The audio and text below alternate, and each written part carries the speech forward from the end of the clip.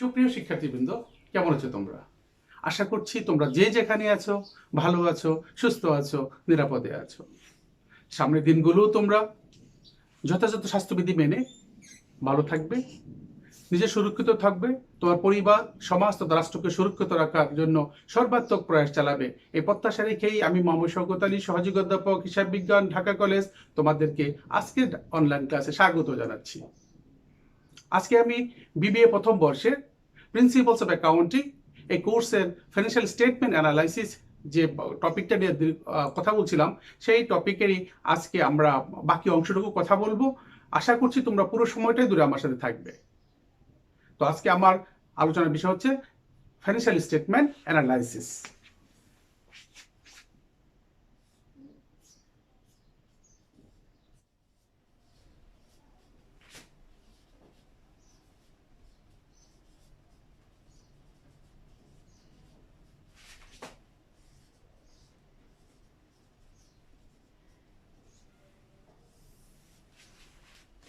Financial statement analysis অর্থাৎ আর্থিক বিবরণী বিশ্লেষণ, এই টপিকের উপরে আমি অনেকগুলো ক্লাস নিয়েছি এবং এই টপিকে গত ক্লাসে যেটা আমি আলোচনা করেছিলাম রেশিও অ্যানালাইসিস, অর্থাৎ আমার সিদ্ধান্তে যাওয়ার জন্য আমার যে বিষয়গুলো বিবেচনা করতে হয় সেগুলোকে খুঁজে পাওয়ার জন্য আমার রেশিও অ্যানালাইসিসের প্রয়োজন ছিল।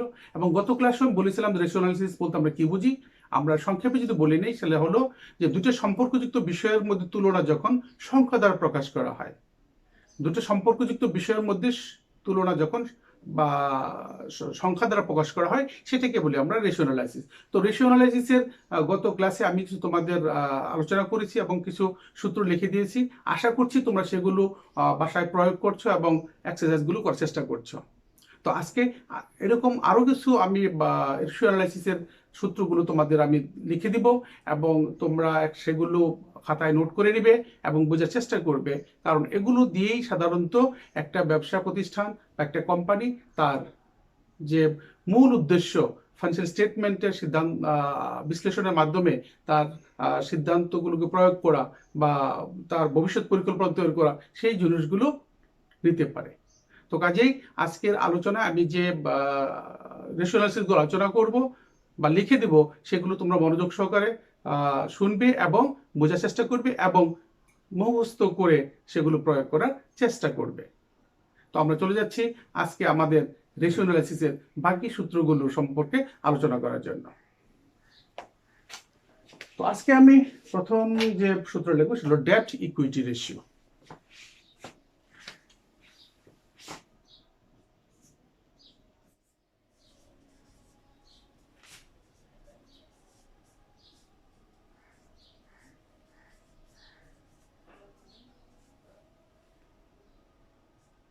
ডেট ইকুইটি রেশিও বলতে আমরা কি বলি? ডেট ইকুইটি হলো ঋণ মালিকানা সত্যের যে তুলনা আমরা করি, সেটা হলো debt equity ratio.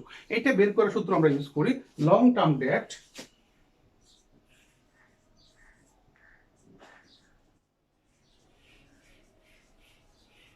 divided by shareholders fund.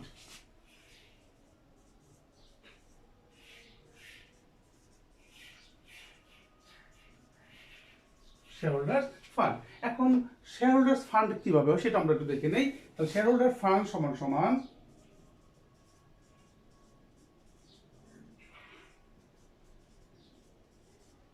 Shareholder fund সমান সমান হলো equity share plus preference share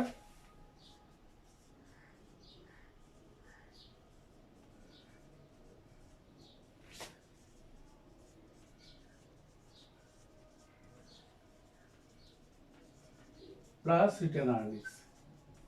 এই হলো আমাদের শেয়ারহোল্ডার্স ফান্ড। তো এটার স্ট্যান্ডার্ড হলো 1:3।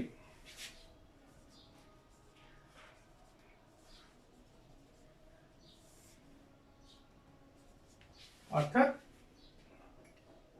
1 টাকার দায়ের বিরুদ্ধে আমার ফান্ড থাকবে 3 টাকা, 1:3। তাহলে এইটা আমরা কেন করি?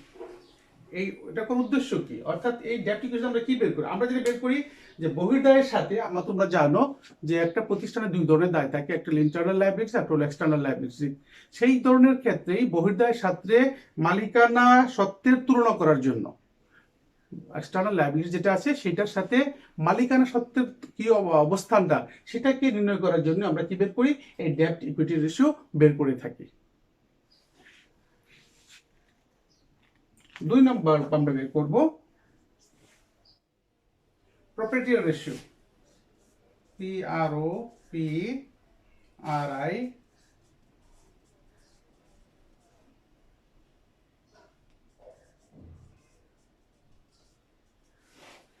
ওনার্স ফান্ড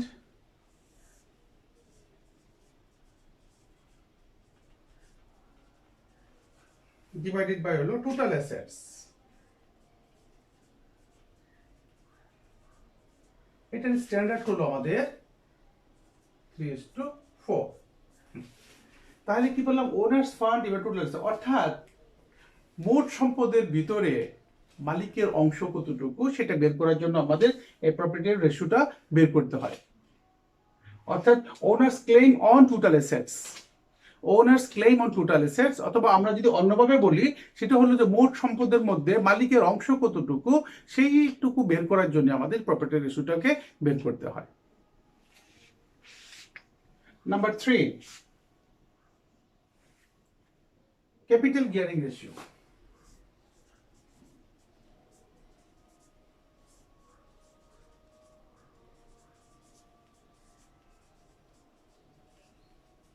ক্যাপিটাল গিয়ারিং রেশিওর সূত্র হলো preference share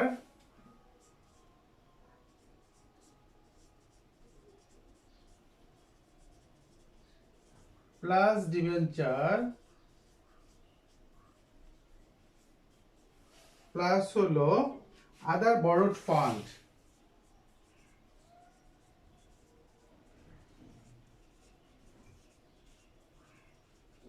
other borrowed fund divided by the equity fund.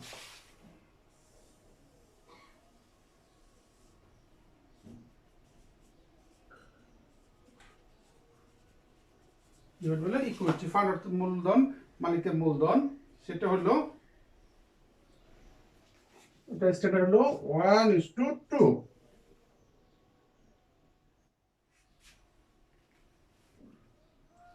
তাহলে এই যে ক্যাপিটাল গিয়ারিং রেশিও, এটা দিয়ে আমরা কি বের করি বা আমাদের এটা বের করতে হয় কেন, অর্থাৎ আভ্যন্তরীণ বা অভ্যন্তরীণ মূলধনের তুলনায় বাহ্যিক বা ধার করা মূলধনের পরিমাণ কত সেটা বের করার জন্য আমরা কি করি, এই ক্যাপিটাল গিয়ারিং রেশিও বের করি।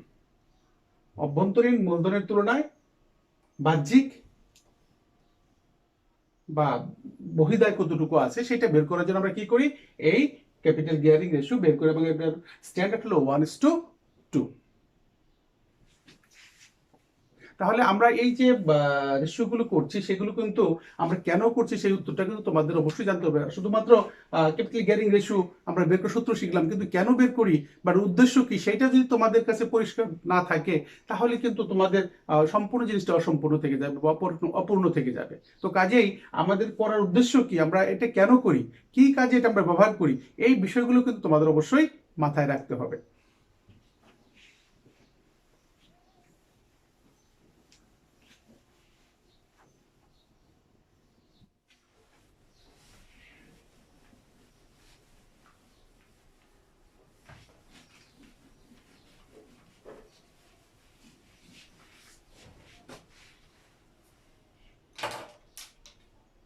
আমরা এখন দেখব গ্রস প্রফিট রেশিও।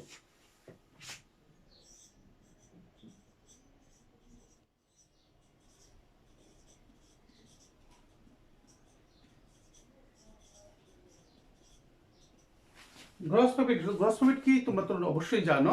সুতরাং গ্রস প্রফিট রেশিও হলো গ্রস প্রফিট ডিভাইডেড বাই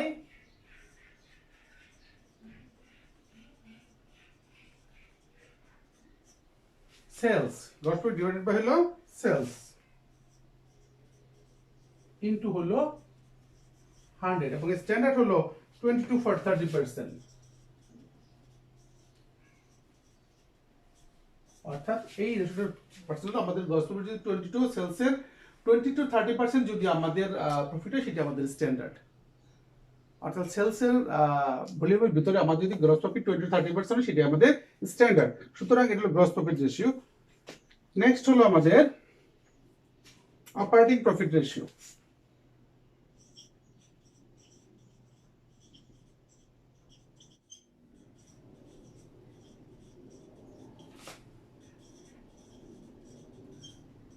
এটা সূত্র হলো আমাদের, সংক্ষেপে আমরা লিখছি EBIT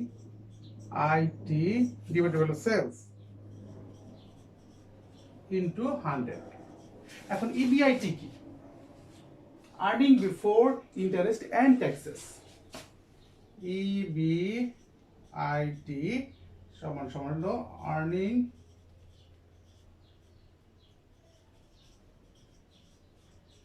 before interest and taxes. তাহলে এটার স্ট্যান্ডার্ড হলো আমাদের 5 to 10%।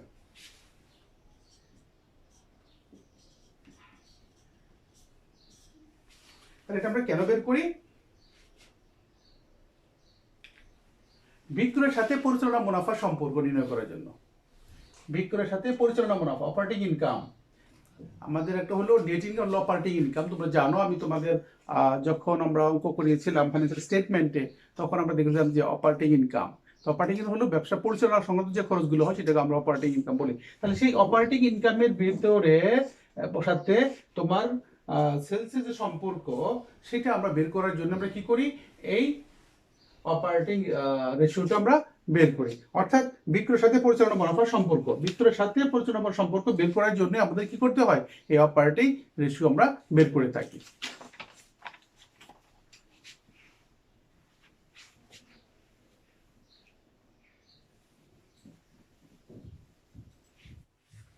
নেক্সট হলো আমাদের নেট প্রফিট রেশিও।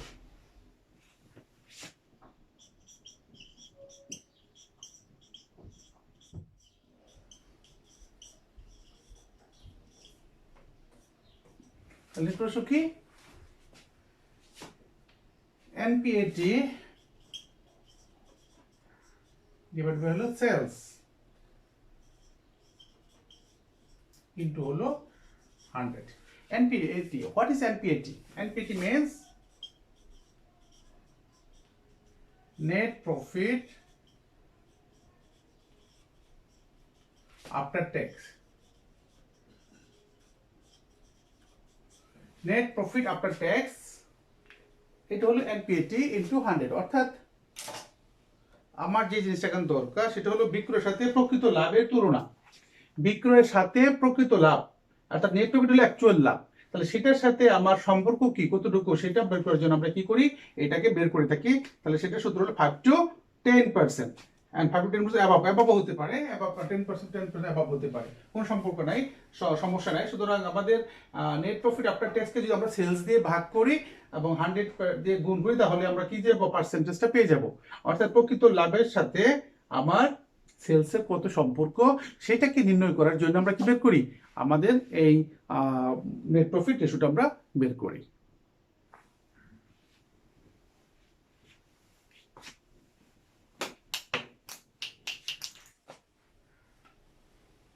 আমরা এখন দেখব cost of goods sold ratio.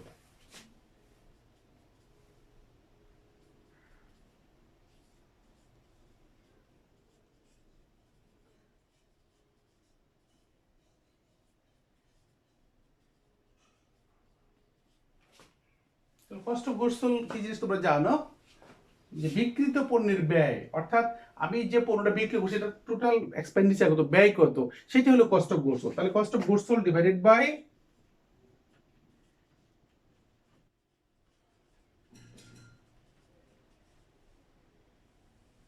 Cost of goods sold divided by হলো সেলস ইনটু 100। তাহলে একটা রেশিও হলো 75% to 80%। এটা হলো 75% to 80% হলো স্ট্যান্ডার্ড।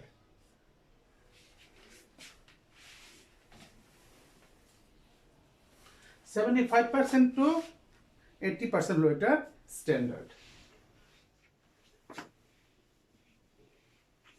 অর্থাৎ এই বিক্রিত পণ্যের অ্যাকচুয়াল ব্যয় কত অংশ, বিক্রিত পণ্যের, অর্থাৎ আমি যদি 1000 টাকা পণ্য বিক্রয় করি এটার ব্যয় কত এবং এর অংশটা পার্সেন্টেজ, আমরা আগে বলছিলাম সম্পর্কযুক্ত বিষয়ের মধ্যে তুলনা যদি সংখ্যা দ্বারা প্রকাশ করা হয়, আমাদের সংখ্যা দ্বারা প্রকাশ করার কারণটা কি? কারণটা হলো আমাদের বুঝতে, ইজি টু আন্ডারস্ট্যান্ড, অর্থাৎ আমাদের বুঝতে সুবিধা, মানুষকে বুঝাইতে সুবিধা হয়, এই জিনিসগুলো আমাদের বিবেচনা আনতে সুবিধা হয়। তো সুতরাং সেই ক্ষেত্রে আমাদের এই সংখ্যাত্মক প্রকাশ করার উদ্দেশ্যই হলো যেটা আমাদের ইজি টু আন্ডারস্ট্যান্ড, সহজে যেন আমরা এটাকে বুঝতে পারি। This is cost of goods sold ratio. এখন আমরা দেখব earning per share.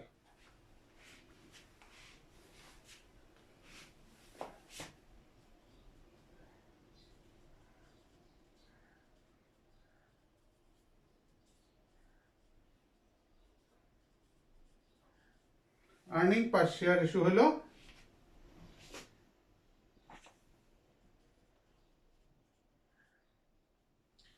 এটা হলো earning to equity shareholder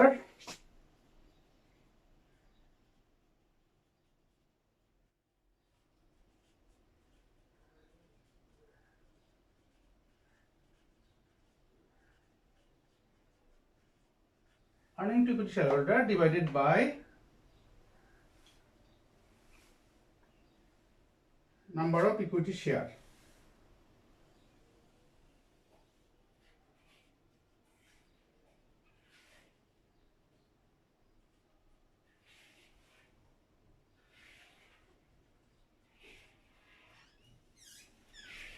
Equity share into 100 into হলো 100, অথবা যদি আমি সংক্ষেপে করি তাহলে সেটা অথবা এইভাবে লিখতে পারি EPEAT earning after tax minus dividend per share divided by হলো number of share into 100, এটা আমরা সংক্ষেপে লিখতে পারি এই earning per share বের করার জন্য। তো সুতরাং এই যে বিষয়গুলো আমি তোমাদের লিখে দিচ্ছি সেগুলো কিন্তু অবশ্যই তোমাদের প্র্যাকটিস করতে হবে, যদি তোমরা প্র্যাকটিসে না রাখো তাহলে কিন্তু এগুলো মনে থাকবে না, এবং কোম্পানির সিদ্ধান্ত গ্রহণের ক্ষেত্রে এই সমস্ত রেশিওগুলো কিন্তু অত্যন্ত গুরুত্বপূর্ণ ভূমিকা পালন করে, কারণ তুমি কোনো জিনিস কোয়ান্টিটি দিয়ে কিন্তু বোঝানো যাবে না, সেক্ষেত্রে বোঝানোর সুবিধার হলো আমাদের সংখ্যাত্মক প্রকাশ। দ্যাটস ওয়াই এই রেশিও অ্যানালিসিসটা আমাদের করতে হচ্ছে বা করতে হয়।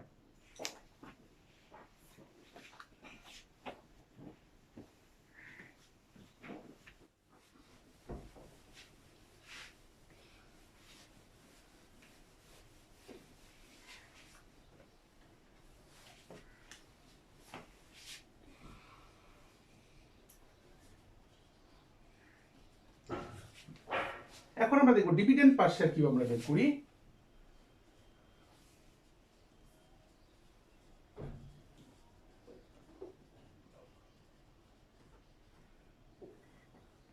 ডিভিডেন্ড হলো dividend paid to ordinary share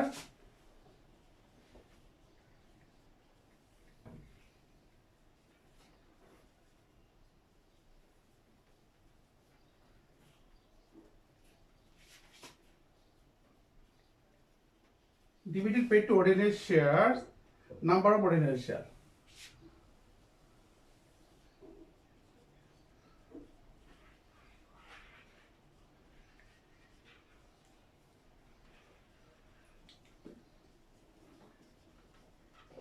অর্থাৎ ইনটু হলো 100, ইনটু হলো 100। তাহলে আমাদের একটা হলো আর্নিং পার শেয়ার আর ডিভিডেন্ড পার শেয়ার, আমরা অর্থাৎ একটা শেয়ারের এগেইনস্টে কতটুকু অর্জন করলাম এবং সেই পার শেয়ার বা ডিভিডেন্ড কত সেটা বের করার জন্য আমাদের কিন্তু এই সূত্রটা অ্যাপ্লাই করতে হচ্ছে। তোমাকে কত আর্নিং আনতে হচ্ছে, আর্নিং এর কত অংশ তোমার ডিভিডেন্ড ডিক্লেয়ার্ড হবে বা ডিভিডেন্ড পার শেয়ার কত পাবো সেটার জন্য কিন্তু আমাদের কি করতে হচ্ছে, আমাদের এই ডিভিডেন্ড পার শেয়ার বের করতে হচ্ছে। এখন আমরা দেখব dividend pay out ratio, dividend pay out ratio.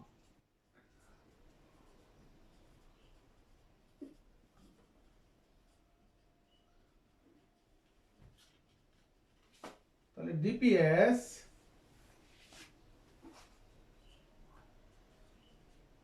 EPS into 100।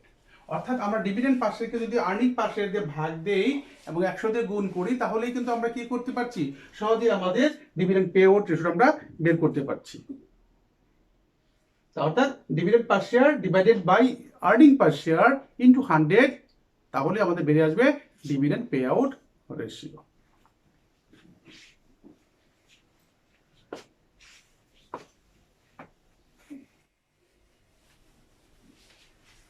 আমরা এখন দেখব ডেটর্স টার্নওভার রেশিও অথবা অ্যাকাউন্ট রিসিভেবল টার্নওভার রেশিও বলতে পারি, অর্থাৎ অ্যাকাউন্ট রিসিভেবল টার্নওভার রেশিও অথবা আমরা অ্যাকাউন্ট রিসিভেবল টার্নওভার রেশিও লিখি, অ্যাকাউন্ট রিসিভেবল টার্নওভার রেশিও।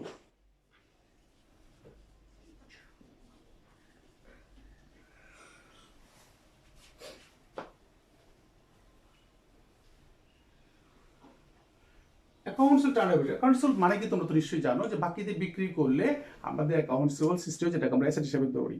তাহলে এটা বের উদ্দেশ্য কি, যে অ্যাকাউন্ট রিসিভেবলের বা গড় হিসাবের কত গুণ বিক্রয়, হ্যাঁ কত গুণ নিট বিক্রয় তা নির্ণয় করা হয়। অর্থাৎ গড় অ্যাকাউন্ট রিসিভেবলসের কত গুণ নিট বিক্রয় সেটা বের করার জন্য কি করতে হচ্ছে, আমাদের এই অ্যাকাউন্টস টার্নওভার রেশিও আমরা বের করি। তাহলে সেটা কি, total credit sales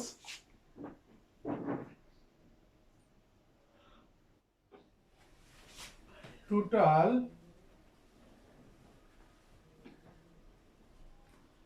credit sales divided by average account receivables plus average bills receivable।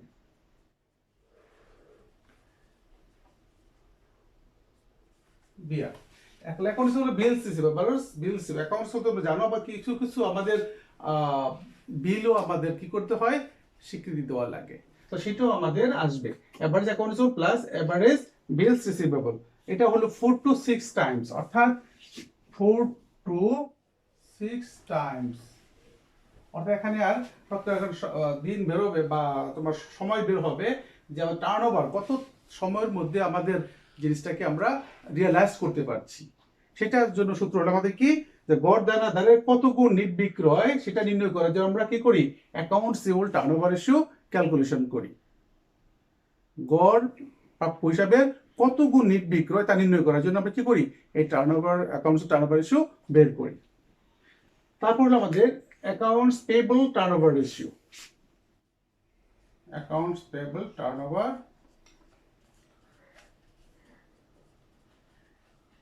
ratio। তাহলে এটা সূত্র হলো আমাদের total credit purchase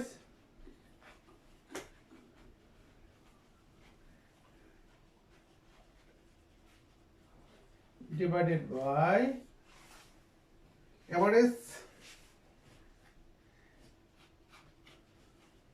accounts payable plus average bills payable।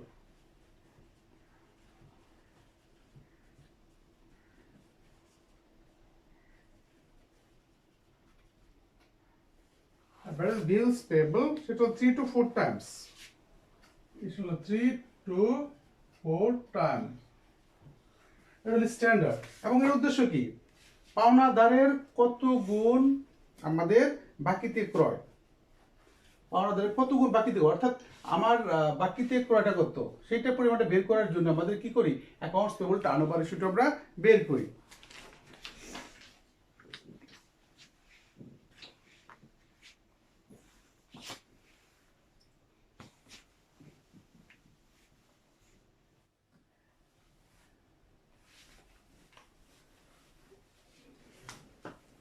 এখন আমরা দেখব average payment period.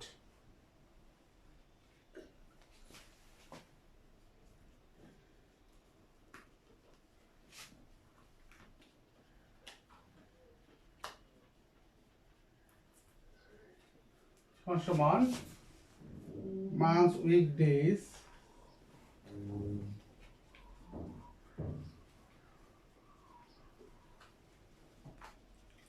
in a year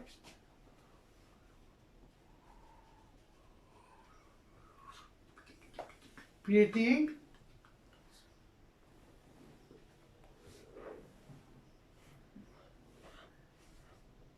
turnover.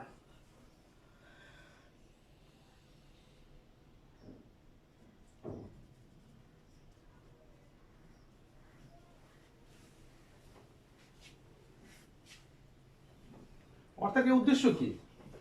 কতদিন পর বা কত সময় পর পাওনাদারের টাকা পরিশোধ হবে তার সময় বের করার জন্য। কতদিন পর পাওনাদারের পাওনা পরিশোধ করা হয় তার পরিমাণ, কতদিন পর পাওনাদারের পাওনা পরিশোধ হবে তার পরিমাণ নির্ণয় করার জন্য আমরা কি করি, এই এভারেজ পেমেন্ট পিরিয়ডটা বের করে থাকি। এটা হলো সাধারণত 90 to 120 ডেজ। স্ট্যান্ডার্ড হলো 90 to 120 ডেজ এর মধ্যে যদি আমাদের হয় তাহলে সেটা হলো স্ট্যান্ডার্ড। অর্থাৎ কতদিন পর মানে সময়কালটা যে পাওনাদারের পাওনার পরিমাণ পরিশোধ করা হয় তারপর নির্ণয় করার জন্য আমাদের কি করতে হয়, এই এভারেজ পেমেন্ট পিরিয়ডটাকে ক্যালকুলেশন করতে হয়। And working capital turnover ratio.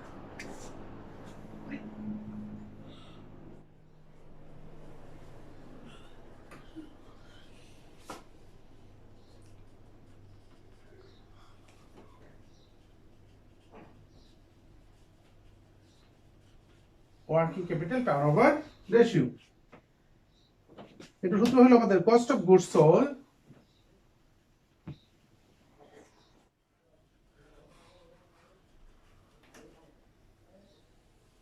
Divided by হলো net working capital.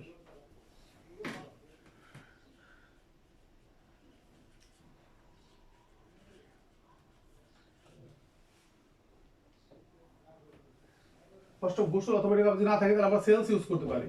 Cost of goods sold না থাকলে সেখানে সেলস থেকে আমরা কি করব, কস্ট অফ গুডস সোল্ড ধরে নেব। অর্থাৎ নিট চলতি মূলধনের কত গুণ বিক্রয় হলো, নিট চলতি মূলধনের কত গুণ আমরা বিক্রয় করলাম সেটা বের করার জন্য আমরা কি বের করি, এই ওয়ার্কিং ক্যাপিটাল টার্নওভার সেটাকে বের করি। নিট বিক্রয়ের নিট চলতি মূলধনের কত গুণ বিক্রয় সেটা বের করার জন্য আমরা কি করি, ওয়ার্কিং ক্যাপিটাল টার্নওভার রেশিও বের করি। তো কাজেই আমরা যে সূত্রগুলো আজকে দেখলাম রেশিও অ্যানালাইসিস করার জন্য, অর্থাৎ এই ফাইন্যান্সিয়াল স্টেটমেন্ট অ্যানালাইসিস করার জন্য আমাদের যে যে সূত্রগুলো দরকার বা যে যে রেশিও অ্যানালাইসিস করা দরকার সেগুলো আমি আলোচনা করেছি। এর বাহিরেও অনেক রেশিও এখনো আমাদের রয়ে গেছে যেগুলো তোমাদের পরীক্ষার জন্য হয়তো খুব একটা প্রয়োজন বোধ লাগবে না, কিন্তু জানতে হলে তোমাকে সেগুলো জানা দরকার। কিন্তু আমাদের যেটুকু মোটামুটি প্রয়োজন সেগুলো নিয়ে আমি আজ সাধারণত আলোচনা করলাম এবং আলোচনার আমরা শেষ প্রান্তে চলে এসেছি। তো কাজেই আমি বলবো আমি এই পর্যন্ত যে আলোচনাগুলো করেছি এবং এই রেশিও অ্যানালিসিসের যে সূত্রগুলো তোমাদের লিখে দিয়েছি অবশ্যই আমি আশা করব তোমরা সেগুলো বাসায় বসে প্র্যাকটিস করবে। যদি প্র্যাকটিস করতে যে তোমাদের কোনো সমস্যা হয় অবশ্যই বরাবরের মতো আমার সাথে যোগাযোগ করবে। তো আমি আজকে আর ক্লাস দীর্ঘায়িত করবো না, আশা করব তোমরা সারাক্ষণই আমার সাথে ছিলে এবং পুরো সময়টা ধরেই আমার ক্লাস মনোযোগ সহকারে শুনেছো এবং এনজয় করেছো। এবং আশা করব সামনের দিনগুলোও তোমরা এই যে বিজয়ের মাস আমরা পৌঁছে গেছি, বিজয়ের মাসে তোমরা এই করোনা মহামারীকেও বিজয় করবে, তোমাদের সেই মানসিকতা থাকবে এবং তুমি সুরক্ষিত থাকার পাশাপাশি তোমার সবাইকে নিয়ে সুরক্ষিত থাকবে, এই প্রচেষ্টা নিয়ে তোমরা ভালো থাকবে। এটাই প্রত্যাশা করে আজকের ক্লাস এখানে শেষ করছি। আল্লাহ হাফেজ।